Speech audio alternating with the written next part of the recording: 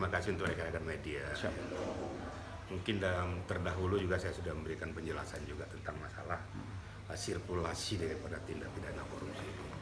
Tentu sebelum kita masuk kepada substansi tentang masalah Harvey maupun Sandra Dewi, saya harus menjelaskan dulu ya keterlibatan, konspirasi ataupun kerjasama ataupun sama-sama melanggengkan bancaan ini gitu loh ya. Kita ketahui bahwa peristiwa ini sudah berjalan cukup lama ya. Nggak mungkin serta-merta dengan merugikan negara itu 271 triliun itu tidak segampang itu. Pasti perjalanannya sudah panjang ini. Panjang. Dengan perjalanan panjang ini mulailah kayaknya seperti kita ketahui 2015 ini kayaknya enak nih gitu kan. Kok tidak terendus? Mulai konspirasi berjalan terus. Jadi berjamaah terus berjilid-jilid sehingga terakumulasilah pada saat ditangkapnya Helena Lim itu, kemudian terbukalah semua kotak Pandora ini. Sebenarnya ya, perlu saya sampaikan kepada rekan-rekan media, tiap penyidik Kejaksaan Agung sebenarnya sudah banyak menemukan bukti-bukti itu.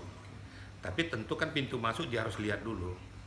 Kalau betul-betul sudah akurat semuanya, orang-orang yang harus diminta keterangan, yang harus nantinya turut bertanggung jawab dan tetap sebagai tersangka, nanti dari pintu masuk ini. Nah itulah kira-kira mula-mula dulu. Jadi setelah kita lihat peristiwa ini, ternyata bahwa bancaan ini sangat luar biasa, ya, sangat luar biasa. Sehingga kelihatanlah keterlibatan daripada masing-masing pihak. Kita berbicara tentang tipikor, berarti itu adalah konspirasi antara penyelenggara negara dengan orang-orang tertentu, apakah itu investor, pengembang, penambang, ada fasilitatornya, ada mediatornya. Itu semua tentu komprehensif. Di dalam perjalanannya penyidik Kejaksaan Agung melihat apakah izin usaha pertambangannya ini sesuai dengan etika prosedur atau tidak.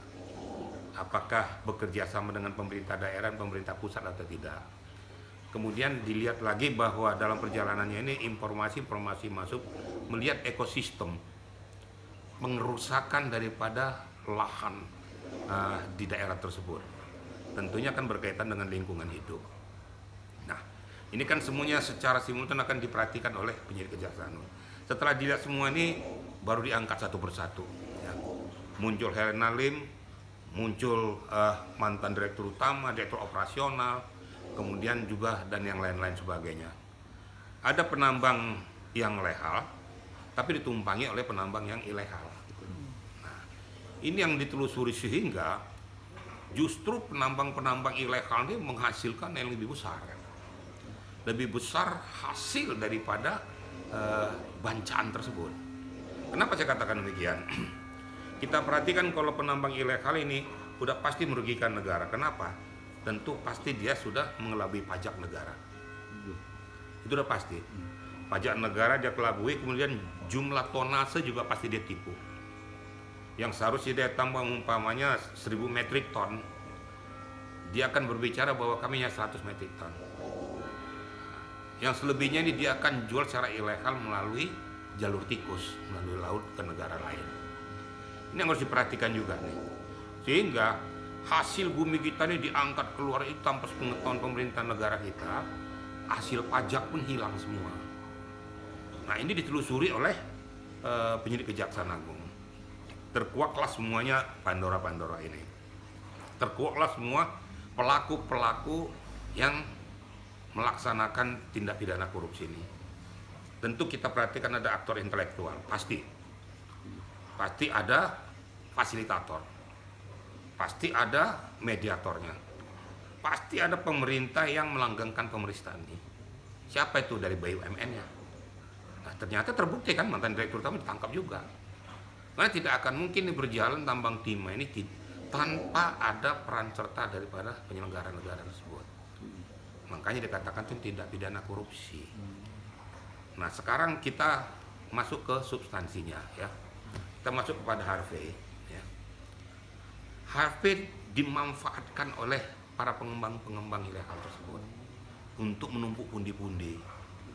Sehingga kita lihat kalau dikatakan ada aktor intelektual yang sudah terbang ke luar negeri dan lain sebagainya, Itu nanti biar penyidik Kejaksaan Agung yang menentukan. Saya juga tidak mau berandai-andai. Tapi yang jelas pasti dari bacaan ini kita ketahui bahwa penyidik Kejaksaan Agung langsung mengambil langkah-langkah yang sigap, menyita barang bukti, menyita mobil-mobilnya, dan saya dengar juga ada private jet. Saya juga nggak tahu tuh private jet itu apakah milik pribadi disewa atau gimana. Tapi itu perlu dipertanggungjawabkan karena ternyata memang mereka tuh ya berfus di situ. Nah, kemudian dari Helena Lim kan diambil juga uang sejumlah kalau nggak salah 30 miliar lebih. Nah, ini dari mana hasilnya? Terus siapa yang menjadi teman untuk memanfaatkan uang tersebut sehingga dia bisa mengumpulkan uang sampai 30 miliar lebih?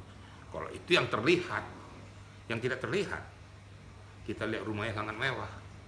Kita lihat juga Harvey juga dengan gayanya seperti itu, dengan Sandra Dewi, dia keluar negeri dan lain sebagainya dengan betul-betul berfoya-foya. Ini yang perlu kira-kira diperhatikan oleh pemerintah kita juga. Kita lihat aja, ya saya nggak mau menohok kepada yang lain lah. Banyak saya lihat orang-orang yang selalu memunculkan kehebatannya, kekayaannya, pamer kaya. Kita tahu posisi pekerjaan dia apa, layak nggak yang dia pamerkan itu dengan hasil pekerjaan dia.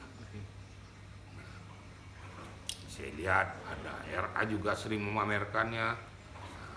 Terus yang trading itu siapa namanya, Andy Ken itu, nah, ternyata sudah diciduk. Kenapa nggak ditelusuri aja ini?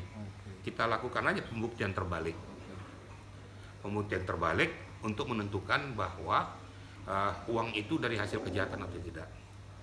Tapi saya sebagai praktisi hukum, sebagai mantan penyidik, saya nggak mau mendahului hukum. Ya. Saya nggak mau dia harus dihukum mati, terus dia apa dan lain sebagainya. Saya rasa penyidik Kejaksaan Agung lebih jeli lah. Berikan kesempatan pada mereka untuk melakukan langkah-langkah yang signifikan tersebut. Kenapa? Kalau kita praktisi sudah menentukan ini kena pasal sekian, ini kita sudah mendahului hukum, lebih pintar dari penyidik, lebih pintar jadi hakim, gitu loh. Sementara penyidik itu masih menentukan, belum tentu pasal yang diterapkan sekarang itu yang akan diterapkan pada saat dakwaan. Mungkin bisa berubah sesuai dengan perkembangannya. Peran masing-masing pihak akan ditentukan nanti. Ini perannya sebagai apa? Ini perannya sebagai apa? Nah, inilah yang saya kira yang perlu ditelusuri. Saya menukik dari Harvey ke istrinya sendiri. Ya. Ada yang banyak mengatakan istrinya harus diperiksa, harus ditahan dan lain sebagainya. Kembali lagi, jangan kita mendahului juga. Ya.